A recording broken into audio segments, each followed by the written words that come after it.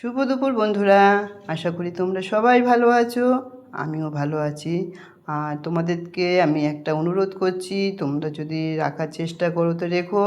তোমাদের যদি আমার চ্যানেলটা ভালো লাগে তোমরা আমার সঙ্গে লাইক, কমেন্ট, শেয়ার, সাবস্ক্রাইব করে থাকতে পারো। আর তাহলে চলো বন্ধুরা, আজকে কি কি রান্না করেছি সেটাই তোমাদেরকে এখন দেখাই। প্রথমে দেখাই গরম গরম ভাত, ভাতের সঙ্গে রয়েছে লাল শাক ভাজা, আর রয়েছে কালকের মুগ ডাল ছিল সেইটা তেঁতুর ডাল, আর ডাল দিয়ে খাওয়ার জন্য রয়েছে মোরলা মাছ ভাজা, আর রয়েছে মিষ্টি কুমড়ো ভাজা, আর আলু দিয়ে রুই মাছের ঝোল, আর শেষ পাতে রয়েছে আম। এখন সিজনে আম তো ভীষণ ভালো লাগে, সবারই ভালো লাগে, হয়তো দু একজন পছন্দ করে না।